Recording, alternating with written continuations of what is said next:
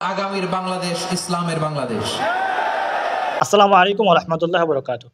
Doctor Mizanur Rahman Azhari দিন বিজয় অথবা ইসলাম প্রতিষ্ঠার কথা বলেন, এটা সত্য। তদুপরি তার সমস্যাটা ঠিক কোথায় আপনারা জানেন? উনি প্রাচ্যবিদদের কাছ থেকে ইসলামের বয়ান খুব করে গ্রহণ করেন, আবার একই ফালতু জিনিস মুসলিম উম্মাহকেও গিলানোর চেষ্টা করেন। মানে আমি বলতে চাচ্ছি উনি পর্যাপ্ত পরিমাণে মডার্ন চিন্তাধারায় প্রভাবিত। এই ইসলাম নিয়ে আমরা সংসদ ভবন সাজাবো, রাজি আছি না নাই? শেকড় ভুলে যাওয়া যাবে না। আমরা ধাপে ধাপে শারিয়া আইনের দিকে যাব ইনশাআল্লাহ, কিন্তু জঙ্গিবাদ দিয়ে নয়, কট্টরপন্থা দিয়ে নয়।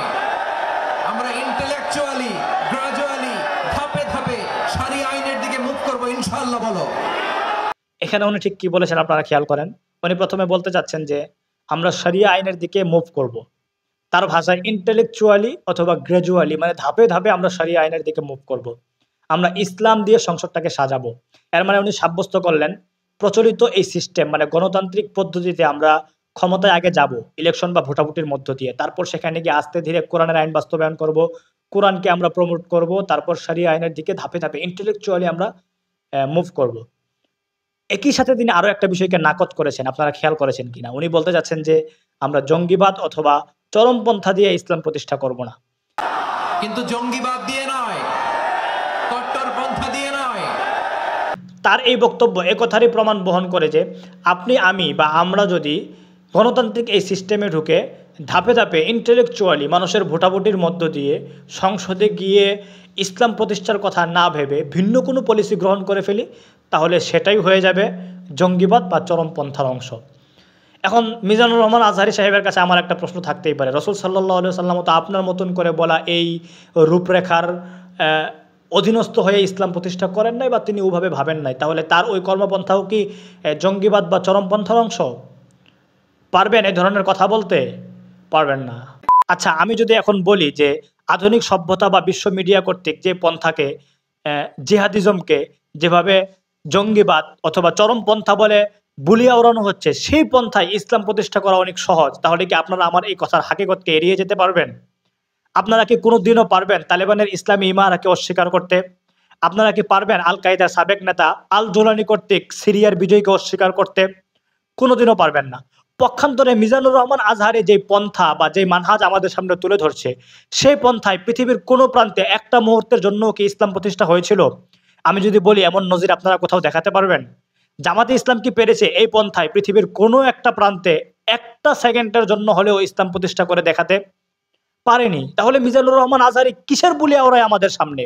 তার কাছে তালেবান আর আল কায়দা মার্কিনীদের তৈরি, সব Bill Clinton, George W Bush আর বারাক ওবামার আবিষ্কার, এরাই সবকিছু কইরা থুয়ে গেছে। পক্ষান্তরে গণতান্ত্রিক সিস্টেমে ঢুকে গিয়ে আপনি ওই আমেরিকার দাসত্ব করবেন, এটাই হবে প্রকৃত নববী মানহাজ এবং ইসলামের আদর্শ। ভাবা যায়? এমন বয়ানও আপনার আমার গিলতে হবে, কারণ ডক্টর মিজানুর রহমান আজহারী আমাদেরকে গিলাচ্ছে। গিলবেন না? গিলেন। এবার আপনাদের সামনে একটা বাস্তবতা তুলে ধরি। আপনি আমি হয়তো বিশ্বাসই করতে চাই না যে জিহাদ আমাদের অনেক বড় দাওয়ার ভূমিকা পালন করে। একটা ঘটনা শোনাই। 2001 সালে 9/11-এর ঘটনা ঘটেছে, সেটা আমরা সবাই জানি। 11ই সেপ্টেম্বর 2001 সাল এর পরবর্তী সময় থেকে 2002 সাল, মানে 30শে জুলাই, এই 1 বছর সময়ের ব্যবধানে ডক্টর জাকির নায়েক হাফিজাউল্লাহ তার একটা লেকচারে এটা প্রুফ করেছিলেন যে মার্কিন এক পরিসংখ্যানে উঠে এসেছে এই 1 বছরের ব্যবধানে মিডিয়ার অপপ্রচার সত্ত্বেও প্রায় 34,000 মার্কিনী তথা আমেরিকান নাগরিক ইসলামের ছায়াতলে আসে বা ইসলামে দীক্ষিত হয়। এর একটা বিশেষ কারণ ছিল যে এরা বোঝার চেষ্টা করে যে ইসলাম সম্পর্কে এত ক্রিটিসাইজ বা এত আক্রমণ কেন হচ্ছে, কেন মানুষ মুসলমান বাহিনীদেরকে জঙ্গি বা জঙ্গিবাদী বলে নানা ধরনের বুলিয়া ওড়াচ্ছে, মিডিয়া কেন এত কিছু বলছে তাদেরকে। তারা সে জানার আগ্রহ তাদের তৈরি হয়, সেখান থেকে তারা ইসলাম সম্পর্কে জানে এবং ইসলামের ছায়াতলে আসে।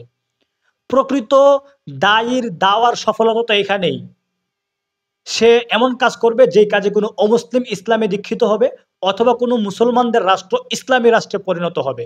তালেবান এবং আল কায়দার দিকে তাকালে এবং তালেবান এবং আল কায়দার নেতাদের দিকে তাকালে আমরা এই বাস্তবতাই দেখতে পাই।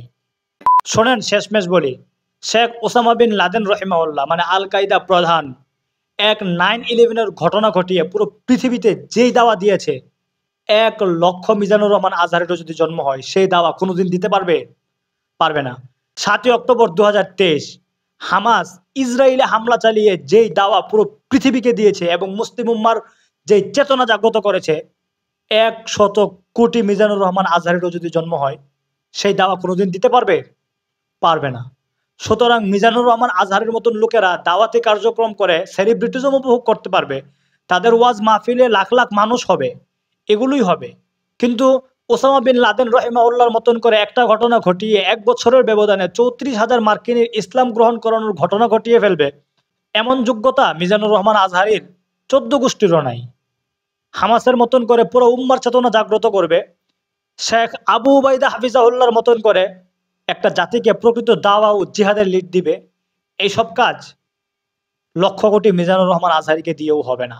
সুতরাং প্রকৃত দাওয়াতি কাজ কোনটা সেটা আগে বুঝতে হবে আমাদের, তারপর আমাদের নেতা চয়ন করতে হবে। উম্মার প্রকৃত লিডার কে? अदावत मुझसे क्यों इतनी, मैं तो कुरान का दाई हूँ, रसूलुल्लाह का वारिस, सहाबा का सिपाही हूँ। मुझे है कुफर से नफरत, मैं तो हक का फिदाई हूँ। जमाने के हर एक जालिम